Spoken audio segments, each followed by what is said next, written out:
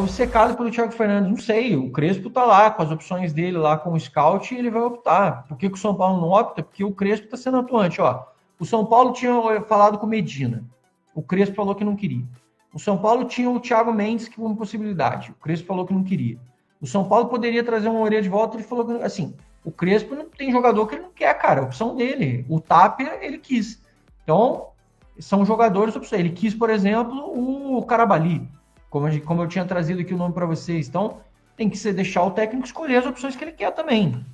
Zé, você concorda que o São Paulo deveria focar em contratações menos caras como o Oscar e focar em um scout mais eficiente como o do Botafogo? Rafael, você não deve ter visto aí, mas o Rui Costa ele fez uma reportagem, uma entrevista que a gente publicou no blog, até em vídeo aqui, de pelo menos 9 nomes que eles tentaram, que o Botafogo tentou, e o Botafogo chegou com mais dinheiro de comissão, luvas e salário para o jogador, e o São Paulo perdeu.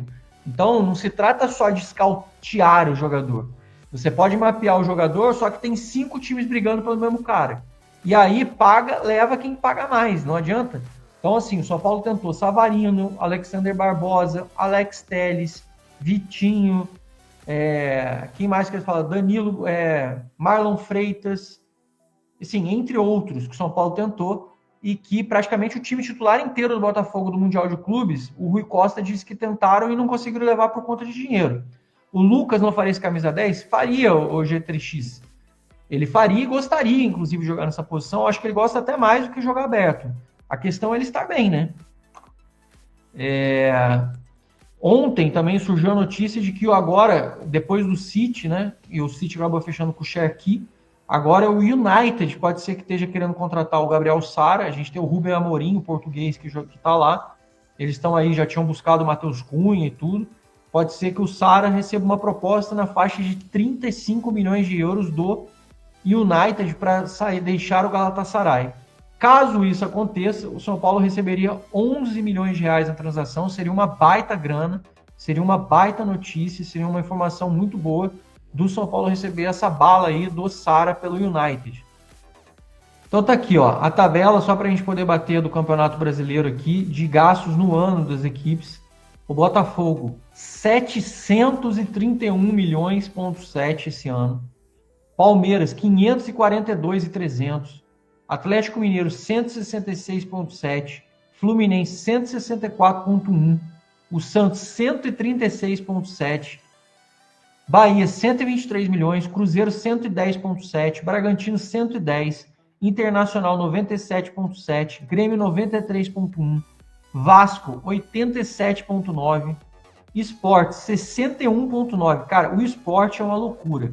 Os caras gastaram 62 milhões de reais e tem 3 pontos no Campeonato Brasileiro e não tem time. Fortaleza, 35,8. Flamengo, 32,6.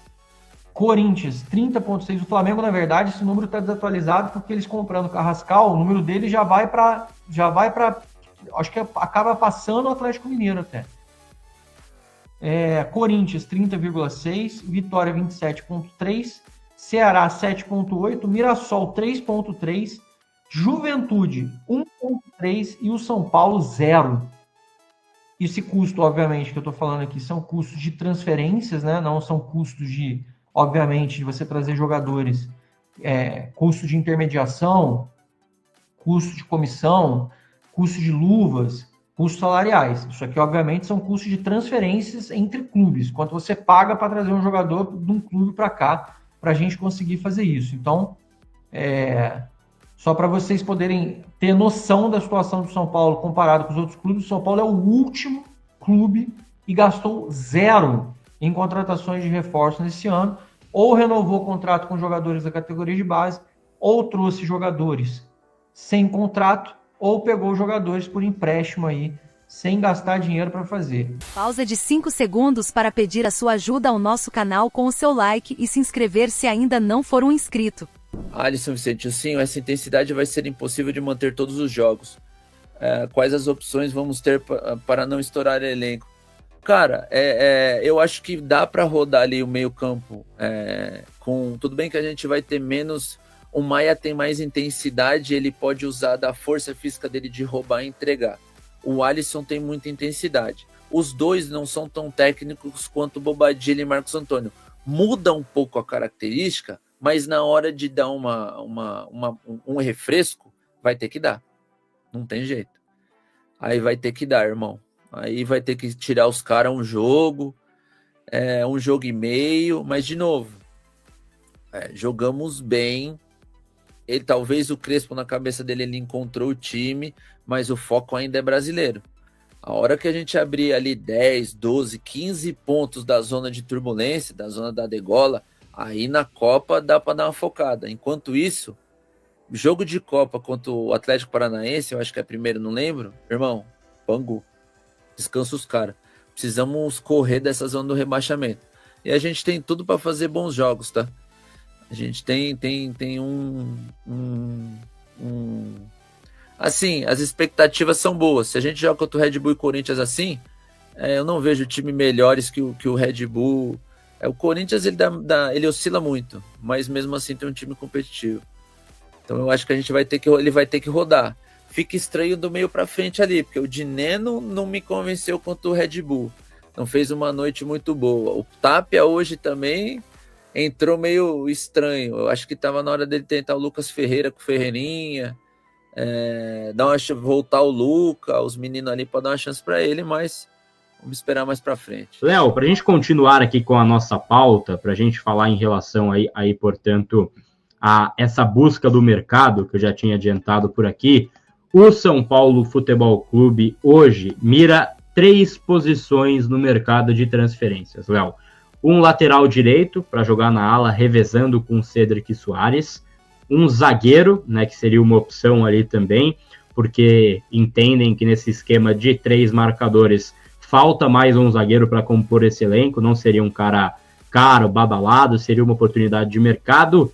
E, após a ausência do Oscar, foi constatada internamente a necessidade de ter um meia, mas não é aquele meia camisa 10, é um meia... É quase um Marcos Antônio, aquele 6-8 que joga um pouco mais avançado também, né? Talvez nem seja um grande exemplo o Marcos Antônio, porque ele pode jogar mais recuado.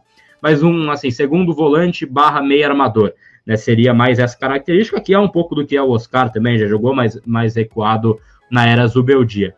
Então, é algo que está sendo buscado pelo São Paulo. O Rodriguinho, ele é visto como um cara que assim, pode cair pela ala, né? Ele jogou bastante assim na era Zubeldia, então não é um cara visto como pronto para essa bucha que é a vaga que vinha ou vem jogando, né, que está agora machucado, o Oscar.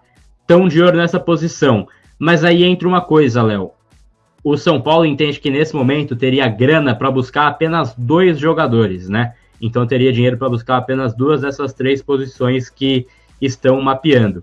Então, é o que foi comentado por outros colegas também, né, que vale essa confirmação por aqui, é que um defensor polivalente barateia essa busca e permite que o São Paulo explore mais, buscar esse meia. Então, assim, caso o São Paulo consiga achar um cara que faz a zaga e faz a ala direita, né, um cara que possa fazer um pouco dos dois, ele tem mais para ir buscar esse meia no mercado.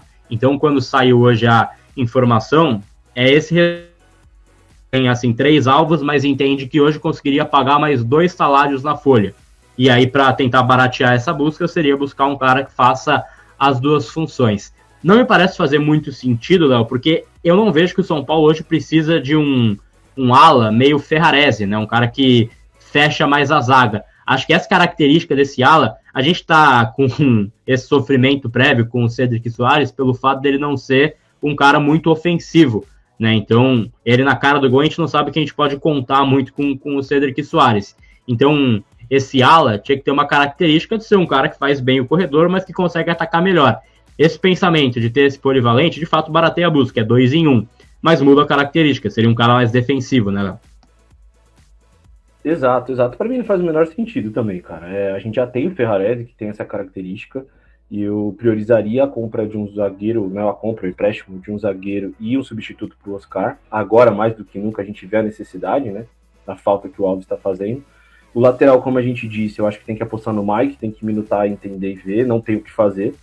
E trazer um lateral também para ser mais do mesmo não faz o menor sentido. O zagueiro, porque a gente sabe que tem alguns jogadores que estão devendo, no caso deles é o Sabino, pode, né, dar a volta por cima e tal, mas até hoje para mim, é um jogador que está devendo um pouco de futebol. E a gente não tem mais o quinto zagueiro. Com o sistema de 3, se você tem um quinto zagueiro da base, é ok, porque só jogam 2. Agora, com o sistema de 3 zagueiros, como o Crespo gosta, tem que trazer mais um zagueiro. Aí eu sou a favor, porque se lesiona o Ferrarese, se lesiona o Alan Franco ou o Arboleda, né, a gente só vai ter o Sabino e o Igão, que também não jogou uma partida no time profissional. Então, assim, precisa trazer um zagueiro, e eu esqueceria a lateral direita nesse momento. Se dá para trazer só 2, é mais importante, é mais interessante pensar num zagueiro que venha para jogar, não é um zagueiro, né, como gostam de trazer, um cara que venha para jogar, e um meia também para jogar, que tem característica de 10. Né? Acho muito difícil São Paulo achar um meia no mercado com a qualidade do Oscar, mas que chegue próximo, que também venha para jogar, eu acho que seria interessante também, principalmente isso, porque muda muita característica. Por mais que o Alisson seja esse polivalente, já jogou de ponta, de lateral, de tudo quanto é jeito, é um atleta que não tem essa característica de criar jogadas, de pifar e tudo mais. Eu acho que vale uma busca no mercado mais minuciosa para trazer um 10. Não pensar em trazer um cara que pode fazer 8, que pode fazer 5. São Paulo já tem volante. São Paulo com o Pablo Maia, com o Marcos Antônio, com o Daniel Bobadilla, que está voltando ao bom futebol, e com o Alisson, está bem servido. Né? Então o São Paulo precisa trazer um cara com essa característica, porque aí você ganha um pouco mais de ofensividade em jogos que você precisa ser mais protagonista, jogando dentro de casa, em jogos que você precisa procurar mais. Eu acho que seria importante. Não vejo necessidade de trazer um cara polivalente, porque é aquela questão, sabe? Quem faz muito de tudo, faz um pouco de nada também. Então é melhor trazer um zagueiro que venha para jogar e um 10 também, um meia ofensivo que também venha para jogar. O chat tá brincando com o Alaba, né? É um cara tipo Alaba, que faz essa ala, que faz a zaga. É difícil achar um jogador dessa característica, né? Então, assim, é algo que teria que ser algo feito pelo scout, mas entra um pouco naquela característica. Vai buscar um ala mais ofensivo, de repente valeria mais olhar pro Mike, 20 anos, né?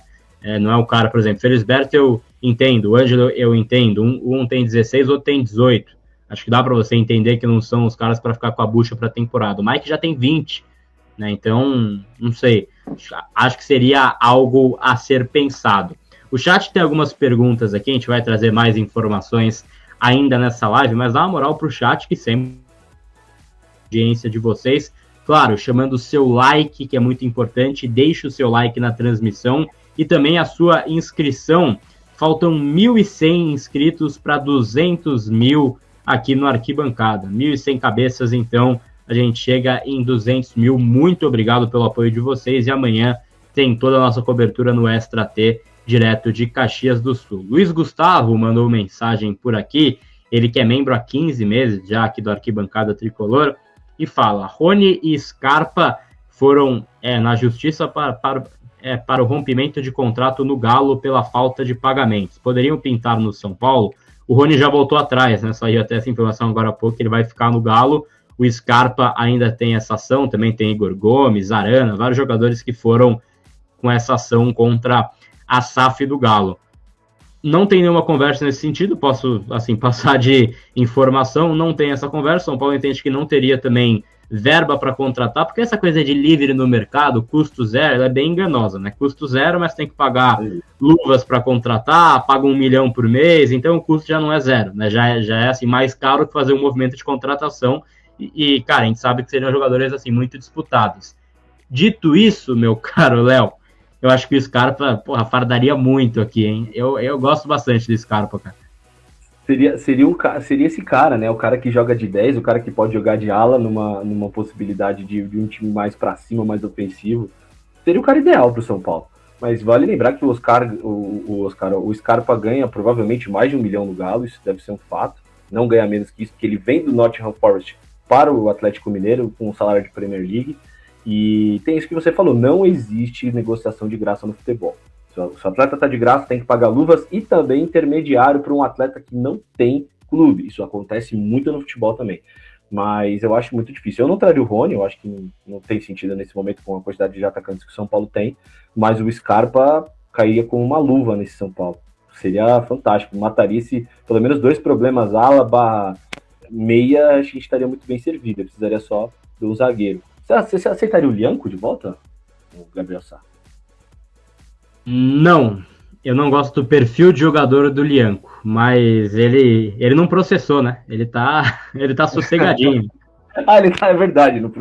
Quem processou foi Igor Gomes, Rony e Scarpa, é isso? Exatamente. Não E o teve. Igor Gomes?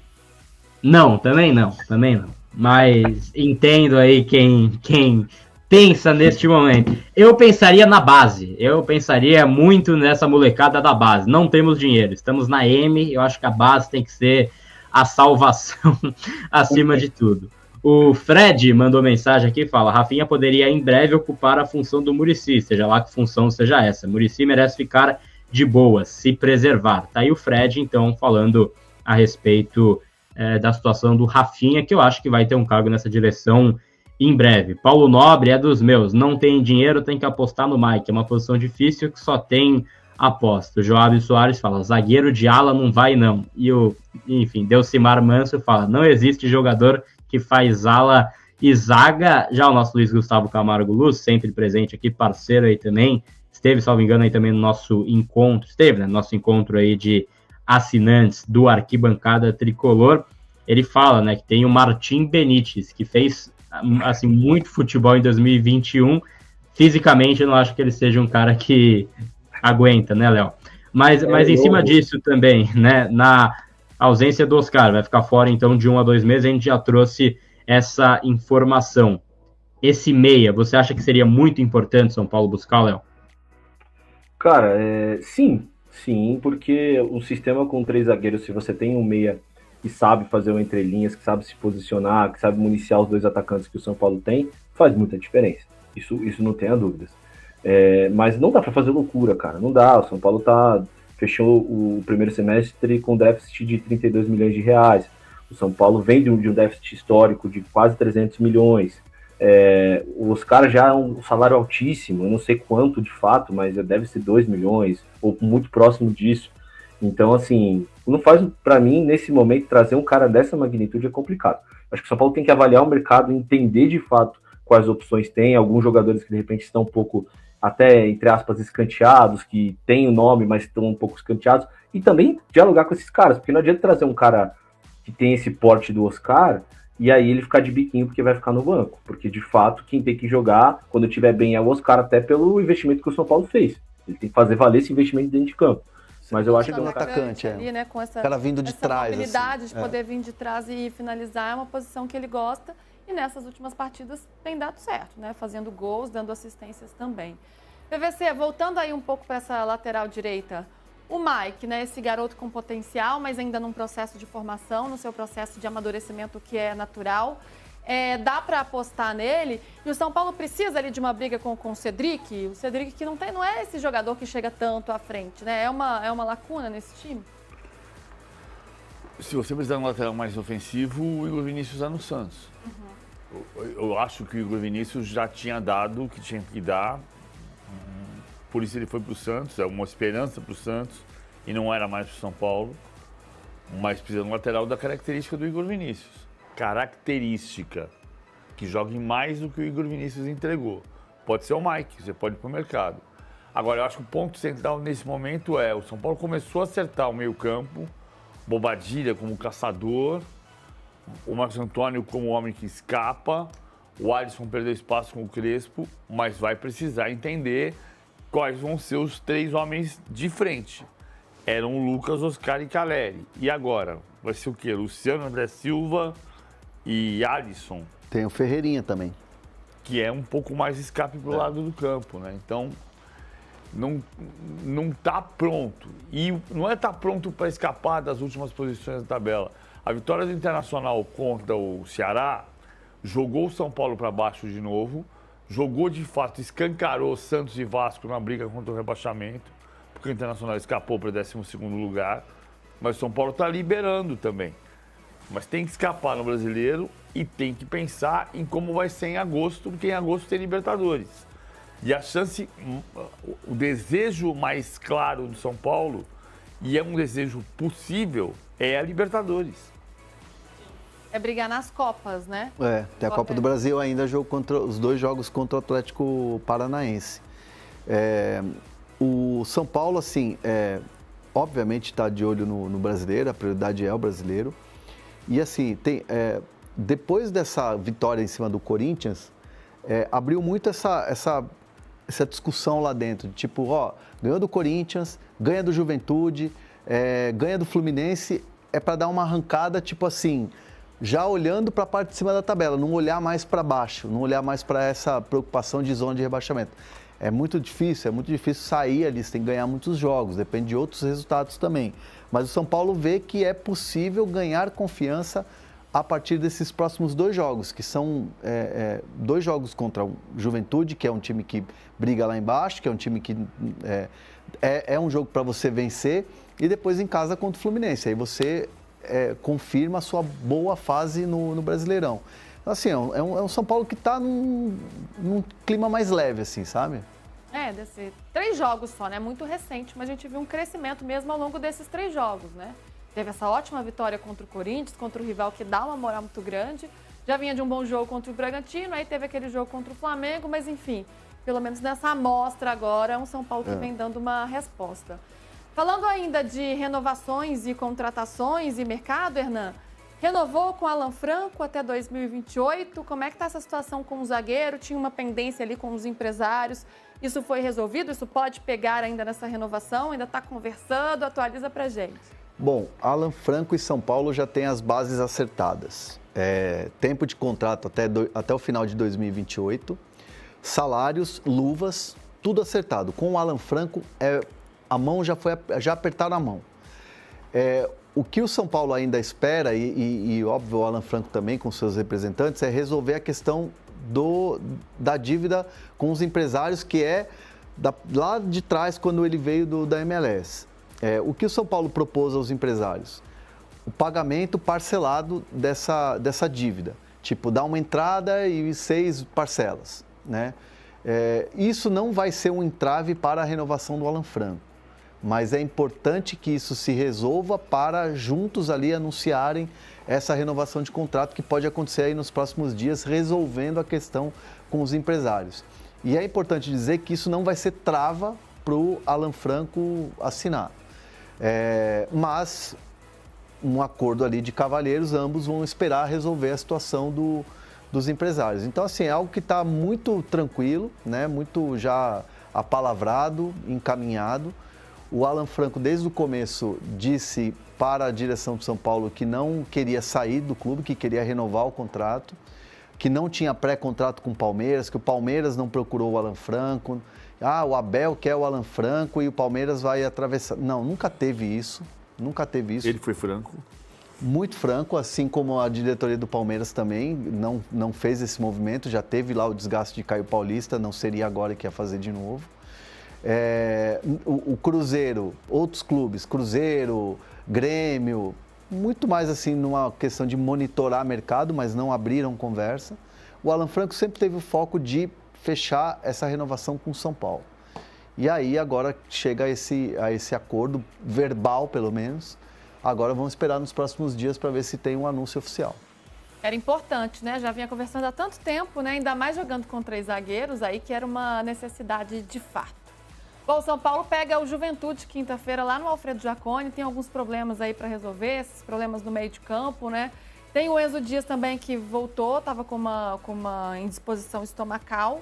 Será que vai para o jogo? Piriri, famoso piriri. Mas o Wendel jogou tão bem contra o Corinthians. O Wendel jogou muito bem, é verdade. É claro que o Wendel tem idade, então ele pode ter que se poupar. Mas assim, ele jogou a melhor partida dele pelo São Paulo. Foi mesmo, ele entrou muito bem. A gente vai falar mais sobre esse jogo, claro, amanhã e na quinta também. Queria trazer aqui uma atualização sobre o Lucas Moura, importante. Boa. Ele fez um procedimento, né, que é uma infiltração no joelho. E a informação que eu tenho é que, assim, foi um sucesso esse procedimento. No sentido, assim, tipo, estancou a dor. Então, ele está agora, né, numa transição para o campo. Ele deu 2 passinhos atrás. Vai, na semana, até o final dessa semana, dar uma... na fisioterapia, fazer um trabalho com os médicos ali. E na semana que vem, a tendência é que ele vá para a transição. Indo para a transição sem dor, já correndo no campo e tal, aquela coisa toda, Pode ser que ele na primeira semana de agosto já tenha o Lucas Moura à disposição. Primeira semana de agosto é domingo da semana que vem. Na outra Eu semana. vou até dar uma olhadinha na tabela aqui para ver quando é, porque a gente está todo mundo esperando. Inter em Porto Alegre. Inter em Porto Alegre. 3 de agosto. Tá E aí, ou então no meio da semana, que aí é o confronto da Copa do Brasil. Nossa, gente, tomara, né? Se tiver para resolver esse problema que está se estendendo. Então, importante aí. Já não sente mais dores, não é isso?